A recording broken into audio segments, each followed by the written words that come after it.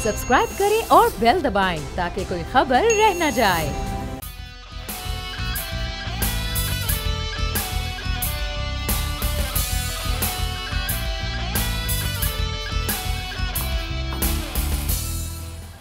अस्सलामुअलैकुम नाज़रीन, प्रोग्राम में आपको कहेंगे खुशामदीद। मैं हूँ महविश अनस और मेरे साथ मौजूद हैं बोल न्यूज़ के एडिटर इन चीफ नज़ीर लगारी साहब। नाज़रीन, आटा और चीनी बहरान के हवाले से कुछ अर्सा पहले एक तहकीकाती रिपोर्ट मंजर आम पर आई थी और उस रिपोर्ट के मुताबिक सियासी ख़ानदानों ने इससे बहुत फ़ायदा उठाया था। जहांगीर तरीन साहब का नाम और खुसरो बख्तियार साहब के भाई का नाम इस सारे मामले में सरे फहरिस्त रहा। इस सारे मामले की इस वक्त इंक्वायरी जारी है और चीनी कमीशन के हवाले से जो फोरेंसिक एनालिसिस करना था उसकी रिपोर्ट आना भी अभी बाकी है। लेकिन हम देख रहे हैं कि कुछ वज़रा की पेशियाँ भी हो रही हैं। असद उमर साहब, रज़ाक दाऊद साहब और वज़ीर आला पंजाब उस्मान बुज़दार साहब की पेशी हुई। इस सारे मामले के हवाले से अब तक क्या पेशरफ्त हो सकी है, इस पर आपको क्लिप दिखाते हैं। असद उमर साहब, वज़ीर आला पंजाब उस्मान बुज़दार और अब रज़ाक दाऊद साहब भी इंक्वायरी कमीशन के सामने पेश हुए। लगाई साहब, क्या लगता है हुक्मरान जमात का एहतसाब होगा उनके मेंबरान का? अच्छा, ये अजीब बात है, जब अपोजिशन का एहतसाब होता है तो डायरेक्ट चेयरमैन नैब लोगों के कोई एक्सक्लूसिव वारंट निकालते हैं और गिरफ़्तार कर लेते हैं। शहबाज शरीफ गिरफ़्तार हुए, साद रफ़ी, ख्वाजा साद रफ़ी गिरफ़्तार हुए, सलमान रफ़ी गिरफ़्तार हुए और हमज़ा शहबाज अब तक जेल में हैं। मरीम नवाज़ गिरफ़्तार हुई, आसिफ अली ज़रदारी गिरफ़्तार हुए, फरियाल टालपर गिरफ़्तार हुई, खुर्शीद शाह जेल में हैं, खुर्शीद शाह गिरफ़्तार हुए। तो यहाँ पर कोई इंक्वायरी कमीशन नहीं बनता और कोई इन्वेस्टिगेशन नहीं होती है। भाई एक इंक्वायरी कमीशन की रिपोर्ट आ गई, उसमें चीनी चोरों के बारे में तफसील बता दी गई, ये डॉक्यूमेंट सामने आ गए। अभी जो बता रहे हैं जनाब एंकर साहब के जनाब, वो सेक्रेटरी इंडस्ट्रीज़ का नोट मौजूद है। जो इख्तलाफ किया उन्होंने कहा भाई ये टाइम नहीं है, देखें इस तरह की मार्केट सूरत हाल नहीं है, आप इस पर जो एक्सपोर्ट करने जा रहे हैं तो ये तो प्रॉब्लम पैदा करेगा। लेकिन उन्होंने इस बात की परवाह नहीं की। उन्होंने जनाब अपनी मर्जी से जो भी किया, एक तरफ ये कि एक्सपोर्ट करके कमाया, एक तरफ ये हुआ कि सब्सिडी लेकर कमाया, एक तरफ ग्रोअर से कमाया। तो चारों पांचों उंगलियां घी में थे और जनाब हाशिम जवां बख्त हैं, वो अपने बख्त को दाद दे रहे हैं और अपने वालिद मखदूम रुकनुद्दीन को याद कर रहे हैं और भाई के बख्त में अपने भाई खुसरो बख्तियार के शाही में राज कर रहे हैं। उनका कोई पूछने वाला है थोड़ी, कोई उनसे पूछेगा नहीं, ना जहांगीर तरीन साहब को कोई पूछेगा। जहांगीर तरीन साहब जो हैं उनके बिरादर निस्बती बहुत करीब हैं। इस वक्त जो हैं वो जनाब वज़ीर आज़म के जनरल अख्तर अब्दुर्रहमान के साहबजादे हुमायूं अख्तर साहब, वहाँ सारे भाई ताने बाने मिले हुए हैं, कौन किसी से बात करता है। और रज़ाक दाऊद साहब को कोई क्या कर लेगा, उनका कोई क्या बिगाड़ लेगा। बस ये इंक्वायरियाँ हैं, ये नुमाइश है, ये चल रही है। अपोजिशन है वो जो गिरफ्तार होने के लिए है, अभी भी कल परसों फिर बुलाया हुआ है सबको, और लाइन लग जाओ और टिकट कटाओ तो लाइन बनाओ, सारे आगे पीछे हो जाओ। लगाई साहब, इक्तिसादी राब्ता कमेटी ने अक्टूबर और दिसंबर 2018 में चीनी बरामद करने की इजाज़त दी थी, लेकिन हमने देखा कि चीनी पर सब्सिडी पंजाब हुकूमत ने दी थी और सिंध में ये देखा गया कि 2017 और 18 में चीनी की कीमतें नहीं बढ़ी। तो फिर सिंध हुकूमत को क्यों घसीटा जा रहा है इस सारे मामले में?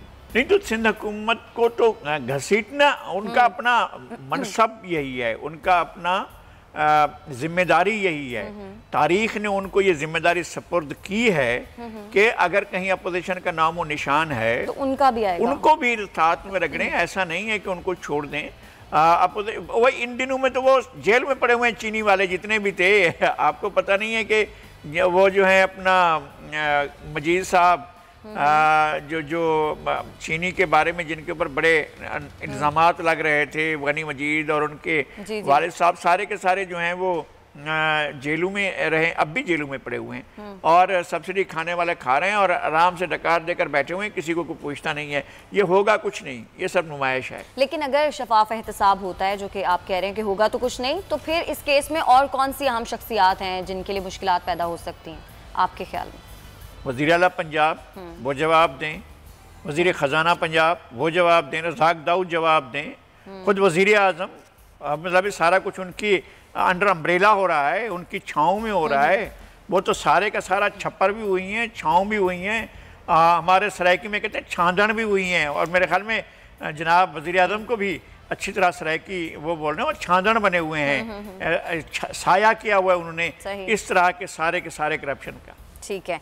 नाज़रीन, यूनिसेफ एक रिपोर्ट सामने आई है और उस रिपोर्ट में ये बताया गया है कि जो सिचुएशन इस वक्त है कोरोना की, अगर यही सिचुएशन रहती है तो अगले 6 माह में यौमिया 6000 बच्चे मर सकते हैं, अपनी जान से जा सकते हैं। इस हवाले से भी आपको क्लिप दिखाते हैं कि इस रिपोर्ट में मजीद क्या कहा गया है। पाकिस्तान का नाम दुनिया के उन 10 खतरे से लाहक ममालिक में आ चुका है जहां पर अगले 6 माह में सबसे ज़्यादा अमवात का खतरा है। लगारी साहब, लेकिन उसके बावजूद हम देख रहे हैं कि बाजार भी खोल दिए गए हैं, ट्रांसपोर्ट भी खोली जा रही है। किस चीज़ का कॉन्फिडेंस है ये? कॉन्फिडेंस नहीं है, ये एक नैरेटिव बनाया गया कि जनाब इस तरह ना हुआ तो लोग भूख मर जाएंगे, अगर हमने ये लॉकडाउन किया तो लोग भूख से मर जाएंगे। नहीं, वो भूख से नहीं मारना चाहते हैं, वो लोग इस तरह से मारना चाहते हैं कि लोग जो हैं वबा का शिकार हूँ, कोरोना का शिकार हूँ और नेचुरल मौत कही जाए उससे भूख से मर गए तो लोग जो है वो निकल आएंगे घरों से और कहेंगे कि जनाब ये सारा कुछ जो है हम तो मार ही रहे हैं, हमारे बच्चे तो मार ही रहे हैं, तो फिर आप क्यों अपने घरों में बैठे हैं? तो इससे बेहतर यह है कि उनको वैसी मौत का शिकार कर दो। ये कोई हिकमत अमली है, ये कोई प्लानिंग है? हम नहीं चार्ज करते, इस तरह का चार्ज मुझे करना भी नहीं चाहिए, लेकिन क्या इनको नज़र नहीं आ रहा है? ये सारी सूरत हाल इनके सामने नहीं है। ये हुकूमत के लॉसेस को अवाम के लॉसेस शुमार कर रहे हैं या हुकूमत के मुनाफे को अवाम का मुनाफा शुमार करते हैं। गलत बात है भाई। जहाँ सरकारी ख़जाना होता है या सरकारी ख़जाना बढ़ जाए तो भी अवाम को कुछ नहीं मिलता, सरकारी ख़जाना कम हो जाए तब भी अवाम पर फ़र्क नहीं पड़ता। वो तो अपने 2 वक्त की रोटी के लिए परेशान होते हैं। आपकी महंगाई होती है जो उनके ऊपर असर करती है, वरना वो अपनी ज़िंदगी में फिर भी जिस तरह के भी हालात होते हैं गुजार ही लेते हैं ना। उनके पास शाम का खाना नहीं होता है फिर भी अपनी ज़िंदगी गुजार लेते हैं, उनके पास सुबह के लिए नाश्ते का नहीं होता है फिर भी अपनी ज़िंदगी गुजार रहे होते हैं। आपने उनको एक अजाब में डाल दिया है। अब मालूम हुआ अब लोगों के बच्चे अगर चले जाने, इतनी बड़ी तादाद में यौमिया बच्चे उन 10 ममालिक में, अल्लाह ना करे, तो फिर किसकी बारी है? कौन इस सारी मुसीबत को झेलेगा? कौन अपनी आने वाली जो नस्ल है उसको इस तरह से ख़त्म होता देखेगा? ये हुकूमत ने बगैर सोचे समझे किया। हुकूमत ने एक महाजारा ही रखी। अगर सिंध हुकूमत ना कर रही होती लॉकडाउन, अगर वो सख्ती से इस सारी सूरत हाल का ना करी तो फिर वफाक कहता कि नहीं हम लॉकडाउन करेंगे। सिंध हुकूमत लॉकडाउन नहीं कर रही। अब सिंध हुकूमत चूँकि लॉकडाउन कर रही थी इसलिए उसका मुकाबला करना था। सारे वफाकी वज़रा सारी के सारे सामने। अब यहाँ के उन्होंने बसेंट खोल दी हैं। भाई आपकी दुकानों पर तो आप नहीं करा पा रहे हैं, ना कोई नकाब लगा रहा है, ना ये मास्क लगा रहा है और ना कोई जो है आपके उसका एहतियात का जो आप SOP दे रहे हैं उस पर कोई अमल नहीं कर रहा है। तो फिर आप किस तरह से लोगों को कहेंगे, क्या कहेंगे? जब आप बसों पर सवार करेंगे देखिएगा कि एक बस में ओवरलोडिंग हो रही होगी। अब अगर ओवरलोडिंग हो रही होगी या आप सीट टू सीट बिठाएंगे, बराबर में एक मर्द बैठा है तो समझिएगा उसके साथ इसको लग गया, बराबर वाले को लग गया, फिर उसके बाद साथ वाले को लग गया, फिर मालूम जो लोग भी बैठे हुए हैं सब उसमें चले गए। तो ये तो सारी सूरत यार सामने है, हमारी नजरों के सामने है, ये होने वाला है या हो रहा है। तो यूनिसेफ की रिपोर्ट अब आई है, हुकूमत लेगी इसको संजीदा? नहीं, बिल्कुल नहीं लेगी। हुकूमत बिल्कुल नहीं लेगी, इसलिए कि हुकूमत हकीकत के सामने हकीकत का सामना करना नहीं चाहती है। शायद हुकूमत का कोई वेस्टेड इंटरेस्ट है इसमें कि लोगों की जानों की उसके परवाह नहीं है। यानी क्या सोचा जा रहा है? किस आबादी के किस पाकिस्तान की आबादी को वैसे ही क्या दे रही है यार? आधी आबादी आपकी गुर्बत की लकीर से नीचे, आप उनके घर में खाना पहुंचाते हैं। लोगों के बच्चे दूध न मिलने से बिलक बिलक कर रो रहे होते हैं, आप उनके घर में जाते हैं, दूध पहुंचाते हैं। आम हालात में लोग कौन सा बैठकर बेहतर वक्त में अच्छी तरह से खा रहे हैं? आम हालात में उनको आप क्या दे रहे हैं? आप हालात में तो पिछले 1.5-2 साल में जो आपने कयामतें ढाई हैं उनका तो कोई हिसाब ही नहीं। आपने लोगों को बेघर किया, बेरोजगार किया, दर बदर किया, रुला दिया लोगों को। और अब इस कोरोना में आपने लोगों को इस तरह से छोड़ा है कि जैसे आप इनके सबसे बड़े हमदर्द आप हैं। तो आपने तो इनको मौत के मुंह में डालने के धक्का दे दिया है। हकीकत है बिल्कुल। नाज़रीन, अपने अगले क्लिप की जानिब बढ़ेंगे। वज़ीर ख़ारजा माइक पोम्पियो ने 13 मई को इसराइल का दौरा किया। उनका ये दौरा कैसा रहा, कितनी अहमियत का हामिल है ये दौरा, इस पर बात करेंगे, लेकिन आपको पहले क्लिप दिखाते हैं। ये पहला सरकारी दौरा था माइक पोम्पियो का। लगाई साहब, मौजूदा आलमी वबाई बहरान के दौरान ये दौरा कितनी अहमियत का हामिल समझा जाएगा? एक तो ये कि जितनी तफसीलात शायद मसूद साहब बता रहे थे वो तो बहुत ही हौलनाक हैं। अच्छा। दूसरी बात ये है कि उसके फ़ौरन बाद, यानी ये इनका प्रोग्राम जो है या न कल का है न परसों का, बहुत पहले का प्रोग्राम है इनका। और उसके बाद तो वो दौरा जो है वो करके मेरे ख्याल में जा भी चुके हैं माइक पोम्पियो। लेकिन एक बात, उसका फॉलोअप जो हुआ है वो बहुत ही ख़तरनाक है। वो ये हुआ है कि चीन के सफ़ीर जो इजराइल में थे वो अपने घर में मुर्दा पाए गए हैं, और ये ख़बर आज मीडिया में आ रही है। ये बहुत ही एक ख़तरनाक डेवलपमेंट है। क्या ये तबाही मौत है या ये उस तरह की मौत है जो दुनिया के मुख्तलिफ ममालिक में मुख्तलिफ अहम लोगों को निशाना बना कर की जाती है, और जिसके बारे में आपने वो पढ़ी होगी, जो इकनॉमिक हिटमैन जो किताब लिखी गई है कि किस तरह से लोगों को टारगेट किया जाता है, कि किस तरह से उनको हिट किया जाता है, किस तरह से उनकी जान ली जाती है। तो ये बहुत सी चीज़ें जो हैं ये खुलकर सामने आ रही हैं। अगर चीन वहाँ पर पहुँचा है और चीन वहाँ की बंदरगाह ले चुका है, और अगर चीन जो है वो 300 किलोमीटर का एक मोटरवे भी बना रहा है और बड़े बड़े सड़क भी डेवलप कर रहा है, तो फिर ये अमेरिका के लिए एक बिल्कुल दूसरी सूरत हाल है। लेकिन अब ये और सूरत हाल है। एक मुझे एक बहुत बड़ा ख़तरा नज़र आ रहा है। वो ख़तरा जंग की सूरत में हो सकता है, वो ख़तरा कोल्ड वार की सूरत में हो सकता है, वो ख़तरा शदीद आलमी कशीदगी की सूरत में हो सकता है। मेरा ख्याल ये है कि अभी चीन और अमेरिका के ताल्लुकात बहुत कशीदगी में चले जाएंगे, और उसके साथ साथ दुनिया पर उसके असरात मुरतब होंगे। हम बिल्कुल करीब हैं चीन के, हमारे ऊपर असरात मुरतब होंगे, इंडिया पर असरात मुरतब होंगे, अफगानिस्तान पर असरात मुरतब होंगे, ईरान पर असरात मुरतब होंगे, क्योंकि ईरान तो बरह रास्त इसराइल के साथ महाजराई की सूरत हाल के अंदर है। तो यहाँ पर इस तरह का वाक़या हो जाना और चीनी सफ़ीर का अपने घर में इन हालात में उनका मुर्दा पाया जाना, ये बहुत बड़ा वाक़या, बहुत बड़ा वाक़या। नाज़रीन, आजकल Pakistan Turkish drama Ertugrul Ghazi बहुत ज़्यादा मशहूर है और बहुत सारे लोग जहां इसको पसंद कर रहे हैं, वहीं बहुत से ऐसे लोग भी हैं जो इसे तनकीद का निशाना बना रहे हैं। इस पर भी आपको क्लिप दिखाते हैं।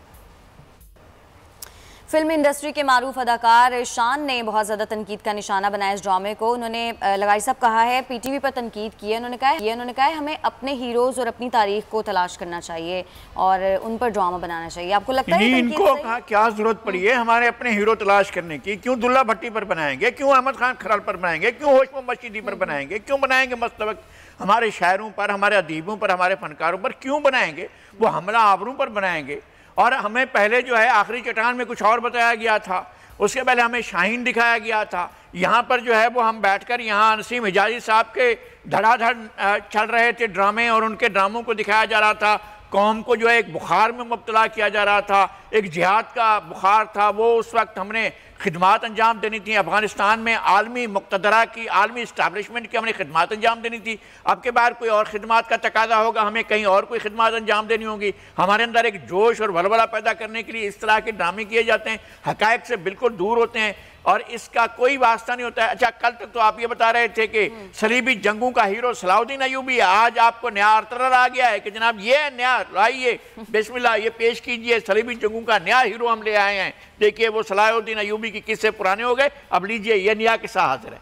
लेकिन लगारी साहब, आपको लगता है पाकिस्तान में भी इस तरह के ड्रामे बनने की ज़रूरत है? हम अपनी तारीख और अपने हीरोज़ पे भी कतई ज़रूरत है। आप संदल बार में देखें क्या हुआ है, संदल बार में, गंजी बार में और हमारा जो है नीली बार के इलाकों में देखें तो सही किस तरह की मुज़ाहमत हुई है, कितनी ताकतवर मुज़ाहमत। मुग़लों की मुज़ाहमत हुई है, दुल्ला भट्टी ने जो है उनकी नींदें हराम कर दी थी, और उसके बाद हमारे यहाँ अंग्रेज़ों की मुदाखलत, वो जो मुज़ाहमत हुई है, अंग्रेज़ों को छट्टी का दूध याद है। जिस बरकले ने कत्ल किया था अहमद खान खरल को, फिर उसकी घोड़ी ने जाकर किस तरह से बहादुराना, किस तरह से जुर्रत के साथ उसका बेटा उसकी पीठ पर बैठा, किस तरह बरकले को जाकर मारा था, और बरकले की कब्र भी वहीं पर मौजूद है। हम तो बात ही नहीं करते अपने लोगों, अरे बरकले तो जो इनका माई बाप था, हमारे उस वक्त जो हुक्मरान बैठे हुए हैं, जो हमारे हुक्मरान अशराफिया है, हमारे जो सज्जादा नशीन बैठे हुए हैं, हमारे जो बादशाह बैठे हैं, सब ये उसके साइज से उसके घोड़े को थामे हुए चल रहे थे। बरकले के खास लोग थे जिसने आकर यहाँ पंजाब के इन इलाकों में, सराइकी बेल्ट के इन इलाकों के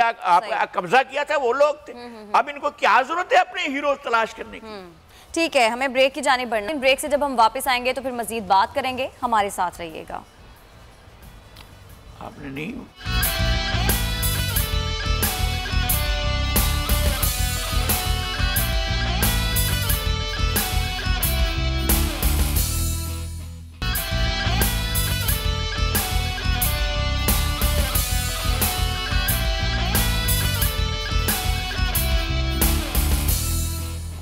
वेलकम बैक नाज़रीन। मुल्क भर में एसओपीज़ के तहत लॉकडाउन तकरीबन खोल दिया गया है और तमाम जो सेक्टर्स हैं वो हम देख रहे हैं कि एसओपीज़ के तहत उनको खोल दिया गया है, लेकिन बहुत सारी जगहों पर एसओपीज़ की खिलाफ वर्जी भी हो रही है। सिंध हुकूमत वो गवर्नमेंट थी जिसने सबसे पहले लॉकडाउन का कहा था और सबसे पहले लॉकडाउन किया भी, लेकिन अब सिंध में भी लॉकडाउन नहीं है। सारी सूरत हाल पर बात करेंगे। सूबाई वज़ीर इत्तलात व बल्दियात नासिर हुसैन शाह साहब ने हमें ज्वाइन किया है। नासिर हुसैन शाह साहब, बहुत शुक्रिया आपकी कीमती वक्त का। सर बताइएगा, अब तो कराची चैम्बर की जानिब से मुतालबा कर दिया गया है कि 6 रोज के लिए यानी कि पीर से लेकर हफ्ते तक के लिए मुकम्मल तौर पर लॉकडाउन खोल दिया जाए। कहा गया है कि 24 घंटे मॉल्स भी खोलने की इजाजत दी जाए। तो सर ये मुतालिबा माना जाएगा? बिस्मिल्लाहिर्रहमानिर्रहीम, अल्लाहुम्मा सल्ली अला मुहम्मदिन व आले मुहम्मद। देखिए ये जो हमने फैसले किए या जो चीज़ें की वो एक बेहतरी के लिए की थी, और जो माहिरीन थे एपिडेमिक डिजीज़ के और या हेल्थ के जो थे, उन्होंने जिस तरह चीफ मिनिस्टर साहब को, या वो हमारी टास्क फोर्स में है जो 27 फरवरी से ही काम कर रही है और फिर पूरी दुनिया में देखने के बाद ये फैसले किए गए। उस वक्त हमने प्राइम मिनिस्टर साहब से रिक्वेस्ट की थी, चीफ मिनिस्टर साहब ने, कि लॉकडाउन होना चाहिए। अगर वो मुकम्मल तौर पर 15-15 दिन के 2 लॉकडाउन हो जाते तो आज सूरत हाल बेहतर होती, लेकिन अब क्योंकि वायरस फैल चुका है और हमारी तजावीज़ पर अमल नहीं किया गया, हालांकि हमने यहाँ पे इम्प्लीमेंट करने की कोशिश की, फिर दीगर सूबों ने भी फॉलो किया, लेकिन वो रिज़ल्ट नहीं हम ले सके जो हम लेना चाह रहे थे। शाह साहब, आपने एक मैसेज नहीं था खोला गया गवर्नमेंट की तरफ से। जब ये खोला गया तो एक शर्त थी कि एसओपी पर अमल किया जाएगा, तभी जो है कारोबार हो सकेगा। किसी एक दिन भी किसी एक मकाम पर भी एसओपी पर अमल नहीं किया गया है। तो अब क्या हुकूमत का समझा जाए कि फेलुअर है कि वो अपने एसओपी पर अमल नहीं करा सकी, या वफाक ने ओनरशिप नहीं ली, उसका मसला है? सूबाई हुकूमत अपने तौर पर क्या करेगी? ये इस सारी सूरत हाल में जिस तरह से अब कारोबार करने वाले लोग कह रहे हैं कि जनाब हम तो 24 घंटे और 6 दिन जो है हम कारोबार करना चाहते हैं। देखिए, मैं आपको एक अर्ज़ करूं, हमें कारोबारी जो हज़रात हैं, हमारे भाई हैं, काबिल एहतराम हैं, उनकी तकालीफ, उनकी परेशानियों का अंदाज़ा है, लेकिन एसओपीज़ पर उनको अमल करना होगा। और हमने तो यहाँ पे जो इजाज़त दी थी, जिसने एसओपीज़ पर अमल नहीं किया पॉइंट आउट हुए। हमें आप उसमें मीडिया का बहुत अहम रोल रहा है, उन्होंने पॉइंट आउट किया। हमारे जो अफसरान मुकर्रर किए गए थे उन्होंने कहा, तो हमने वो दोबारा से बंद कर दिए, वो जो जहाँ पे अमल नहीं होता। लेकिन जाहिर है बहुत सारी जगहें हैं, कहीं का हमें इल्म होता है, कहीं का नहीं होता, लेकिन ये क्लियर मैसेज है कि जो एसओपीज़ पर अमल नहीं करेंगे उनको फौरी तौर पर बंद कर दिया जाएगा, उन पर फ़ाइन भी किया जाएगा, क्योंकि हम नहीं चाहते कि इस तरह ये वायरस मज़ीद फैले। लेकिन क्योंकि एक लंबे अरसे के लिए हमने इस वायरस को अब फेस करना है, ये भी नहीं हो सकता कि हर चीज़ हमें बंद करनी पड़ेगी, क्योंकि अगर कोई एक टाइम फ्रेम हो, 15 दिन हो, महीना हो, 2 महीना हो, तो हम इस पर भी अमल कर लेते। लेकिन अब वो वक्त गुजर गया, फेडरल गवर्नमेंट ने उसमें हमें सपोर्ट नहीं की, वो नहीं हो सका। तो अब एक लंबे अरसे के लिए जब फेस करेंगे तो नई तर्ज ज़िंदगी की तरफ हमने जाना है, नई वे ऑफ लिविंग की तरफ जाना है। लेकिन ये नहीं हो सकता कि कोई एसोसिएशन, कोई चैम्बर या कोई हमारे लिए बहुत काबिल एहतराम है, लेकिन ये नहीं हो सकता कि उनकी बात मानने के पे हम लोगों को रिस्क में डालें। तो एसओपीज़ पर जो अमल करेगा उसको इजाज़त दी जाएगी। हमारी मशावरत उनके साथ जारी है, चैम्बर के साथ भी, कारोबारी जो तंजीमें हैं उनके साथ भी, कि उनको किस तरह मज़ीद रिलीफ दिया जा सके। जो हमारे बस में था सिंध गवर्नमेंट में, वो हमने उनको रिलीफ भी दे दिया। जी, पंजाब ने और खैबर पख्तूनख्वा ने इंटरसिटी बस सर्विसेज शुरू कर दी हैं, तो इससे होगा ये कि ज़ाहिर है वहाँ से गाड़ियाँ रवाना होंगी, और उनका सबसे बड़ा कम्युनिकेशन पंजाब का भी और खैबर पख्तूनख्वा भी वो सिंध की तरफ है। तो क्या यहाँ सिंध ने ऐसा नहीं किया है? सिंध ने इंटरसिटी बस सर्विसेज को नहीं खोला है। तो अब क्या होगा?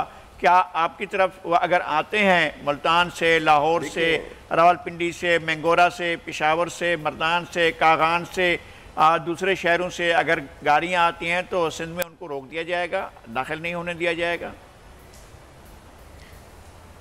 देखिए ये बड़ा सीरियस इशू है, इसीलिए हमने कहा कि फेडरल गवर्नमेंट को एक पॉलिसी बनानी चाहिए। देखिए ये शुरू से हमारे लिए काबिल एहतराम है प्राइम मिनिस्टर साहब, लेकिन आपने देखा कि शुरू से उनकी कंफ्यूज पॉलिसी रही है। लॉकडाउन, फिर स्मार्ट लॉकडाउन, फिर हैंडसम लॉकडाउन, फिर जी ये हो जाएगा वो हो जाएगा, लेकिन उसके बावजूद लॉकडाउन होते रहे। पहले कहते रहे लॉकडाउन नहीं लगेगा, लेकिन अगर सिंध ने लगाया तो आपने देखा पंजाब में लग गया, केपी, बलूचिस्तान, इवन इस्लामाबाद में उस पर फॉलो हुआ। वो किसने कराया? ट्रेनें किसने रोकी? एयर सर्विस कैसे मुअत्तल हुई? तो मतलब, लेकिन अगर मेरे मोहतरम प्राइम मिनिस्टर साहब ये खुद क्रेडिट लेते, फैसले खुद करते, तो उस पर अमल सब लोगों के लिए बेहतर होता।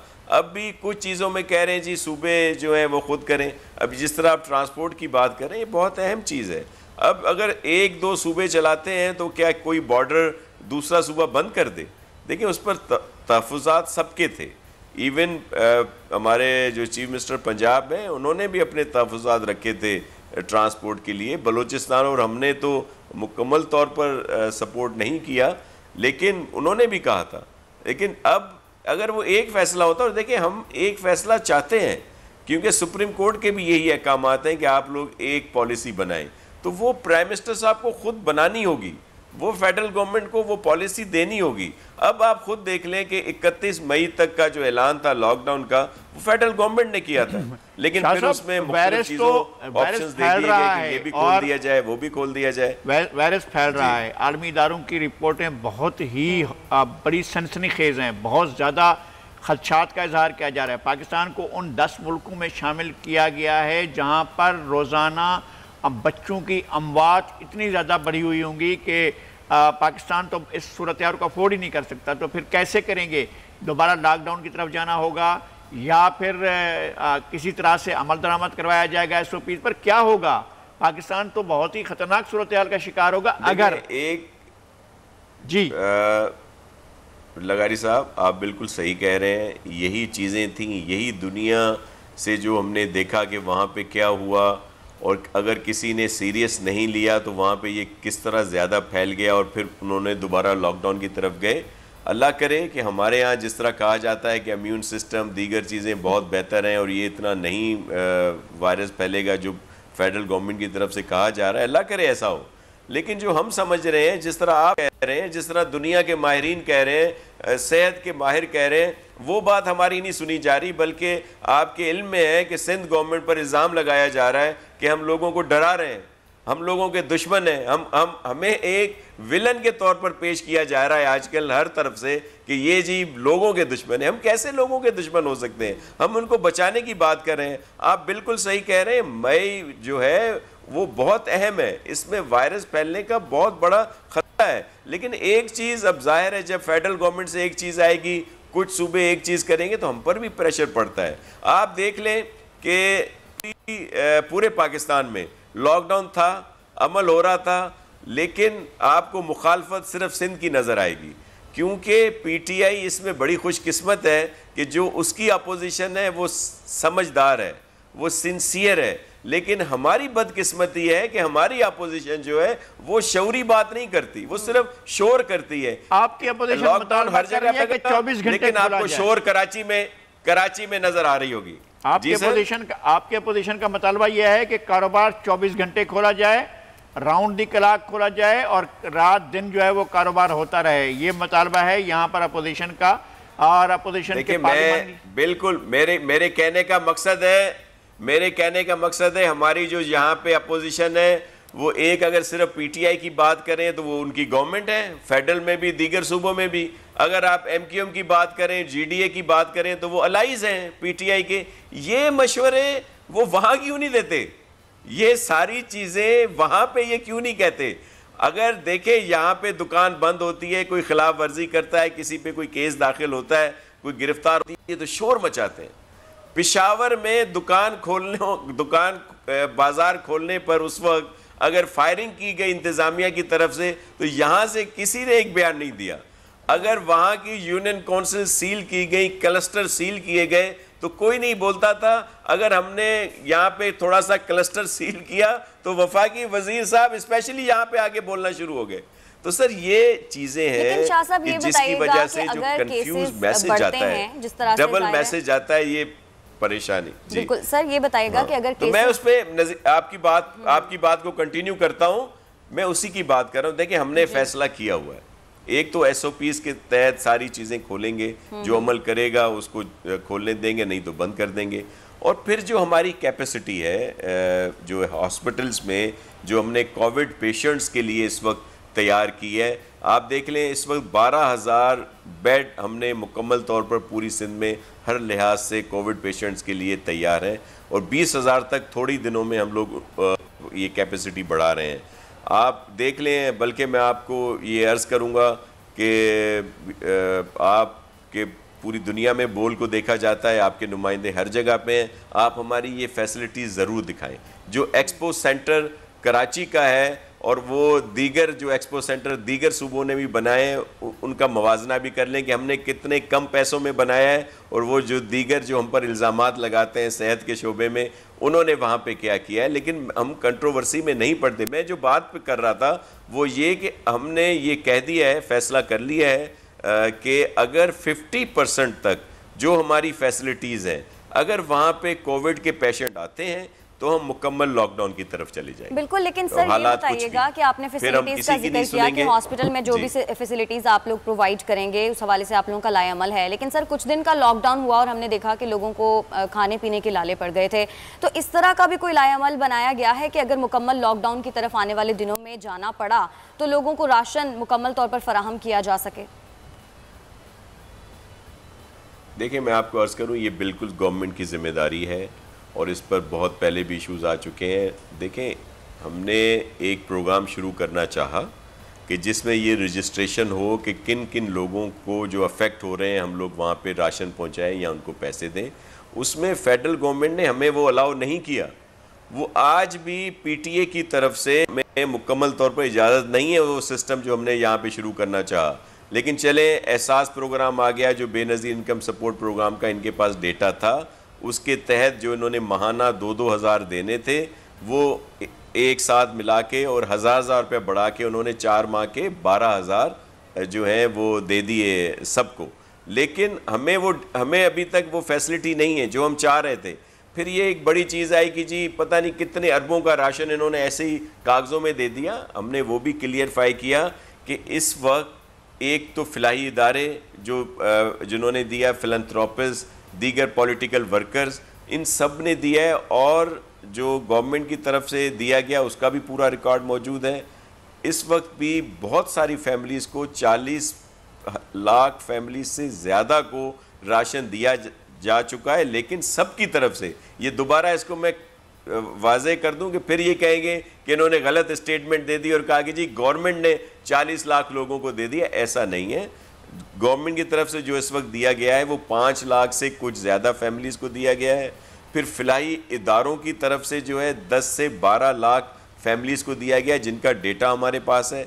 फिर जो मुख्तलिफ पॉलिटिकल वर्कर हैं, MPA, MNAs, मेयर सखर की बात कर लेता हूँ कि वहाँ पे आप देखें कि उन्होंने भी एक बहुत पैमाने पे सपोर्ट की है। इसी तरह और भले उसमें PTI के लोग भी हैं, PMLN के लोग हैं, PMLF के लोग हैं, MQM में, सब लोग अपने अपने तौर पर उनके लोग अपने अपने इलाकों में काम कर रहे हैं। और जब ये डेटा इकट्ठा किया गया तो 50 लाख से ज़्यादा फैमिलीज़ को ये राशन दिया जा चुका है। लेकिन एक इसका सिस्टम होना चाहिए। आप बिल्कुल सही कह रही हैं, ये हमारा फ़र्ज़ है, उस पर हम लोगों ने काम शुरू किया था जो हमें करने नहीं दिया गया। लेकिन चलें, फेडरल गवर्नमेंट के पास ही अगर इस तरह का मुकम्मल डेटा है वो हमसे शेयर करती है, तो ये अगर हम लॉकडाउन करेंगे तो फिर ये हमारा फ़र्ज़ है कि हम आम लोगों तक ये सारी फैसिलिटीज़ पहुँचाएँ, और इस पर हम पूरी कोशिश करेंगे। क्योंकि चेयरमैन बिलावल भुट्टो ज़रदारी साहब इस वायरस की वजह से जो दुनिया में देख रहे हैं वो उनके अहकामात हमें हैं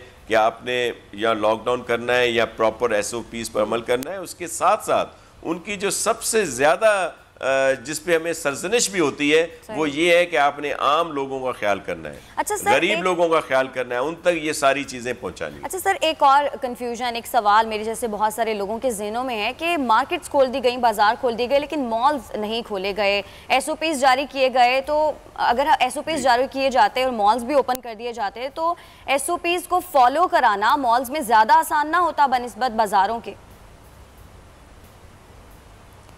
ये बिल्कुल आप सही कह रही हैं, ये इस पर डिस्कस हुआ है, लेकिन आपने देखा कि जो फेडरल गवर्नमेंट की तरफ से जो इजाज़तनामे शुरू में आए उसमें उन्होंने मॉल और शॉपिंग मॉल इंक्लूड नहीं थे। इसी वजह से ये कन्फ्यूजन का सबब बना, लेकिन ये उन पर अमल बेहतर तरीके से हो सकता है। जब अब दीगर चीज़ों को खोला गया है तो उनको भी खोला जाना चाहिए, तो इस पर हम बात कर रहे हैं, बल्कि उसमें उनसे काफ़ी हद तक हमारी बात हो चुकी है कि वो SOPs पर अमल कराएंगे। और ज़ाहिर है वहाँ पे तो ये वीडियो कैमरे भी होते हैं जो रिकॉर्डिंग होती है, तो अगर कहीं पे SOPs पर अमल नहीं होगा तो ना सिर्फ उनको बंद किया जाएगा बल्कि फ़ाइन भी किए जाएंगे। अच्छा, अगर हमें आगे कोरोना के साथ ही जीना है तो फिर जीने के कुछ आदाब भी होंगे, कुछ तरीके भी होंगे, कुछ SOPs भी होंगे, कुछ मुस्तकिल SOPs भी बनेंगी। अब एक नए वर्ल्ड आर्डर का इंतज़ार दुनिया कर रही है, एक नई सूरत हाल का। फिर उसमें आप कैसा देख रहे हैं, हुकूमत क्या पॉलिसी साजी करेगी कि अगर इसी के साथ ही जीना है? पता नहीं ये कब ख़त्म होता है या नहीं होता है, क्योंकि बड़े बड़े और भी इस तरह के वायरसेस आए हैं जो नहीं ख़त्म हो सके हैं और मुकम्मल तौर पर उनका खात्मा नहीं हो सका है। तो अगर ये चल रहा है तो फिर इसके साथ अगर जीना है लोगों ने तो फिर किस तरह किएंगे? हुकूमत क्या सोच रही है? जी बिल्कुल, चेयरमैन बिलावल भुट्टो जरदारी साहब के हुक्म पर चीफ मिनिस्टर साहब ने एक पूरी टीम बनाई है जो इस पर काम कर रही है कि हर सेक्टर में वे ऑफ लिविंग या किस तरह हमने इन चीज़ों को खोलना है और आगे चलना है, क्योंकि अब ये वायरस बहुत अरसे तक रहेगा जब तक इसकी वैक्सीन सामने नहीं आती। लेकिन नज़ीर साहब, आप बहुत सीनियर हैं, आपने देख लिया कि सिंध में जो चीज़ें हमने की चेयरमैन बिलावल साहब के अहकामात पर, चीफ मिनिस्टर साहब ने माहिरीन के मशवरे से किया, तो एकदम हमारे ऊपर जिस तरह हमला हो गया फेडरल गवर्नमेंट के इनका वज़रा का और उनके तर्जुमानों का, और फिर एक सोशल मीडिया पे एक ऐसी शुरू कर दी गई बग़ैर किसी उसके एक हमारी किरदार कशी की मुहिम, दीगर चीज़ें खामखा उस पर किया, ये फिर उस तरफ आ जाएंगे। तो हमने बना लिया है, उस पर अमल कराएंगे, और अगर हमने अभी शुरू किया फिर मीडिया तारीफ करना शुरू कर देगी और ये फिर हमारे गले पड़ जाएंगे। तो वो हम बिल्कुल करेंगे और इंशाल्लाह पीपल्स पार्टी ही इसमें अपना रोल अदा करेगी, और उसको सब जिस तरह हमारे चीज़ों को दीगर सूबों ने फॉलो किया इसी तरह उसको भी फॉलो करेंगे इंशाल्लाह। बहुत शुक्रिया आपका नासिर हुसैन शाह, कीमती वक्त का। लगाई साहब, आपका भी बहुत शुक्रिया। नाज़रीन, आज के प्रोग्राम से इतना ही। अब अगले हफ्ते आपकी खिदमत में फिर से हाजिर होंगे, तब तक के लिए हमें इजाज़त दीजिएगा। अल्लाह निगहबान।